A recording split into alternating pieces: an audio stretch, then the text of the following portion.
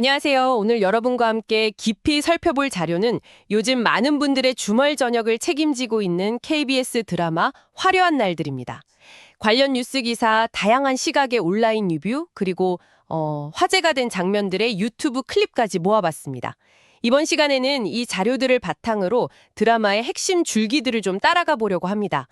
세대 간의 가치관 충돌부터 시작해서요. 얽히고 설킨 인물 관계, 그리고 우리 모두가 공감할 만한 그런 현실적인 고민과 숨겨진 미스터리까지. 네네. 등장인물 각자가 꿈꾸는 혹은 맞닥뜨린 화려한 날들의 진짜 의미는 무엇일지 함께 파헤쳐 보시죠. 네, 기대됩니다. 먼저 가장 눈에 띄는 갈등 축이죠. 주인공 이지옥과 아버지 이상철의 관계입니다. 지역은 자신의 삶과 행복이 최우선인 요즘 말로 갓생을 추구하는 비혼주의자잖아요. 그렇죠. 확고하죠, 아주. 그런데 아버지는 이걸 도통 이해하지 못하고 계속 결혼하라고 압박하시죠. 네. 이 부자 관계는 단순히 결혼해라, 싫다는 대립을 넘어서 현재 우리 사회가 겪고 있는 세대 간의 가치관 차이를 아주 극명하게 보여주는 사례라고 할 수 있습니다. 아, 그렇죠. 기성세대가 중요하게 생각하는 안정, 가족 형성 이런 가치랑 젊은 세대가 우선시하는 개인의 자율성, 행복 추구라는 가치가 그냥 정면으로 부딪히는 거죠. BNT 뉴스 기사에서도 이 부분을 주요 갈등 축으로 짚고 있었고요. 네네. 그리고 딜바다 같은 커뮤니티 리뷰를 보면 특히 젊은 시청자들이 지역의 입장에 크게 공감하고 있다는 반응이 많아요. 뭐랄까 지역에게 비호는 그냥 결혼 안 하겠다 이걸 넘어서 자기 인생의 주도권을 지키려는 투쟁, 약간 이렇게 보이기도 하더라고요. 아, 인생의 주도권이라는 표현이 확 와닿네요. 정말 단순히 결혼 문제로만 볼 게 아니라는 거군요. 네, 그런 측면이 강하죠. 그런 지역의 신념은 그의 인간관계, 특히 로맨스 라인에서도 좀 흥미로운 상황들을 만들어내고 있습니다. 지은호와의 관계가 대표적인데요. 대학 동아리 후배인 은호가 지역을 무려 6년이나 짝사랑해 왔다는 설정이죠. 그렇죠. 꽤 오래됐죠, 6년이면. 네. 근데 이게 단순히 짝사랑 이야기만 있는 게 아니라 지역의 가장 친한 친구인 박성재가 또 은호에게 마음이 있다는 점이 관계를 더 복잡하게 만들어요. 맞아요. 성재는 학창 시절에 지역이 도와줘서 학교 폭력에서 벗어난 경험이 있잖아요. 맞아요. 그래서 둘 사이 우정이 정말 각별한데 은호의 존재가 이 우정에도 뭔가 미묘한 긴장감을 불어넣고 있어요. 네, 그 성재 캐릭터도 참 안타깝더라고요. 키다리 아저씨처럼 은호 곁을 맴도는 모습이 맞아요. 안타까움을 자아내기도 하고요. 이 삼각관계의 긴장감이 아주 그냥 폭발한 게 바로 3회였죠. 아, 네. 3회. 은호가 정말 큰 용기를 내서 지역에게 고백했는데 돌아온 건 너무나 차가운 거절이었습니다. 유튜브 클립에서 보니까 은호가 울먹이면서 제가 뭐가 안 어울려요? 이렇게 묻는데 지역은 나는 너를 이성으로 보지 않는다. 심지어 내 기억에 난 단 한 번도 너한테 여지러진 적 없어 라고 아주 단호하게 선을 긋더라고요. 그 장면 정말 많은 이야기거리를 낳았죠. 지역의 대사 중에 계속 나 불편하게 할 거면 이 카페 아지트 매니저 자리도 그만두는 게 좋을 것 같다는 말까지 나왔으니까요. 아, 진짜 너무했죠, 그건. 블랙홀 첫 리뷰에서도 이 대사의 잔인함, 이런 거에 대한 언급이 있었어요. 근데 또 지역의 입장에서 보면 어쩌면 이게 더 큰 상처나 기대를 주지 않으려는 나름의 방식일 수도 있겠다 싶기도 하고요. 방식이라. 네. 난 너하고 절대 이성 사이가 될 수 없고 될 생각이 없다는 메시지를 아주 명확하게 하려는 거죠. 하지만 그 방식이 꼭 그렇게까지 차갑게 했어야 했을까요? 은호 입장에서는 이유라도 알아야 좀 정리가 될 텐데 말이죠. 이해가 필요해요라고 말하는 은호의 모습이 너무 안쓰러웠어요. 맞습니다. 거절하는 사람하고 거절당하는 사람의 입장이 정말 극명하게 대비되는 장면이었어요. 지역은 명확한 의사 전달이 중요하다고 생각하지만 은호는 그 거절의 이유를 납득해야만 감정을 추스를 수 있다고 생각하죠. 네. 결국 상황을 받아들이고 예전 관계로 돌아가려는 은호의 노력이 오히려 더 마음 아프게 다가오는 측면도 있고요. 이 부분에서 정인선 배우의 감정 연기가 정말 좋았다는 평가도 많았습니다. 맞아요, 맞아요. 근데 바로 그 직후예요. 정말 예상치 못한 인물이 등장해서 판을 확 뒤흔들죠. 네, 그 타이밍이 정말 거래처 하늘건설 부장의 딸 정보와 선자리를 피하려고 지역에게 남자친구 행세를 부탁했던 인물인데 갑자기 나타나서 결혼해요, 나랑 하고 프로포즈를 던집니다. 타이밍이 정말 기가 막혔어요. 은호를 그렇게 매몰차게 거절한 바로 다음이라니. 그야말로 화려한 날들의 예측 불가능성을 제대로 보여주는 장면이죠. 이청호는 여러 가지 의미에서 그게 중요한 변곡점이라고 할 수 있어요. 아, 변곡점. 네. 첫째는 그 확고한 비혼주의자인 지역에게 결혼이라는 제안이 들어왔다는 아이러니.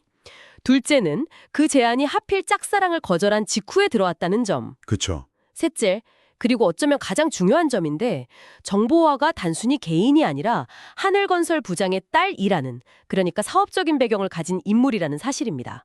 드라마집 요약본에서도 이 부분을 꽤 강조하더라고요. 긴 감정선을 넘어서 현실적인 이해관계까지 얽히게 되는 거네요. 그렇죠. 지역의 신념이 진짜 시험대에 오르는 순간이랄까요? 바로 그 점입니다.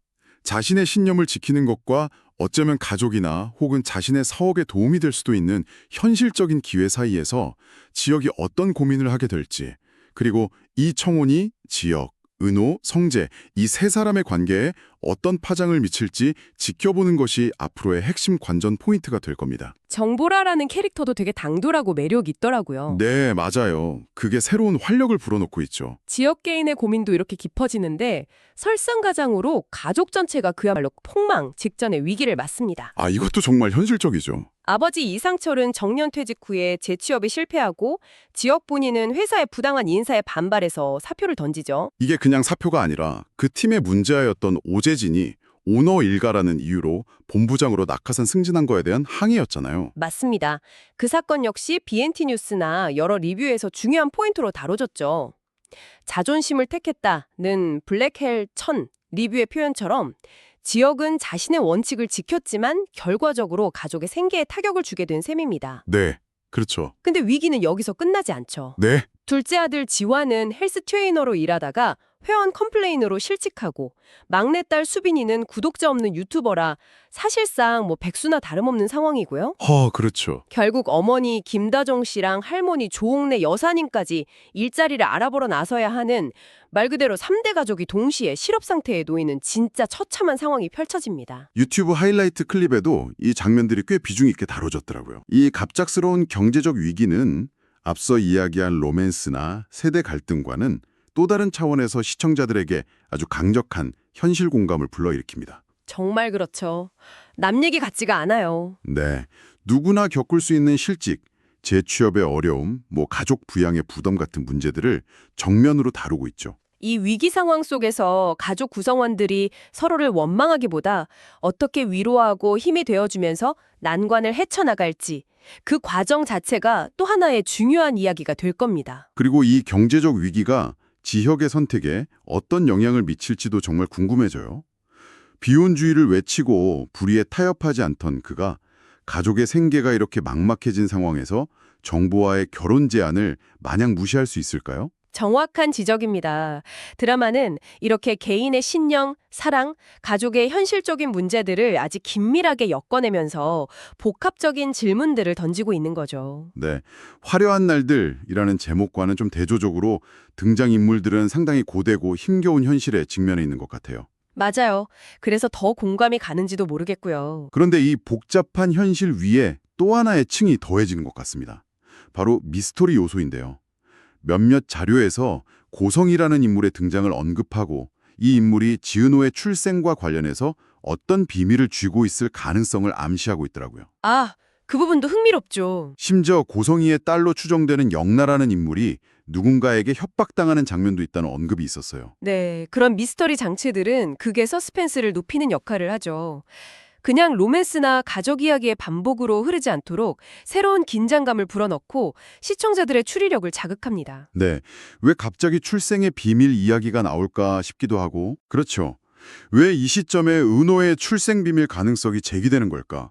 이게 또 지역이나 성재와의 관계 혹은 정보와의 등장과 어떻게 연결될까? 이런 질문들이 계속 꼬리를 물게 만들죠. 어쩌면 인물들이 지금 겪고 있는 어려움들이 단순히 현재의 문제만이 아니라 뭔가 감춰진 과거와도 연결되어 있을 수 있다는 복선일 수도 있겠네요. 네, 충분히 그럴 수 있습니다. 화려한 날들이라는 제목이 그래서 더 의미심장하게 들리는 것 같아요. 겉으로 보이는 화려함 이면에 감춰진 진실이나 아픔 같은 것들을 암시하는 걸까요? 충분히 그렇게 해석될 여지가 있습니다. 각 인물들이 꿈꾸는 이상적인 삶, 즉 화려한 날들을 가로막는 현실적인 장벽들뿐만 아니라 예상치 못한 과거의 비밀까지 더해지면서 이야기는 더욱 풍성하고 입체적으로 전개될 가능성이 높습니다.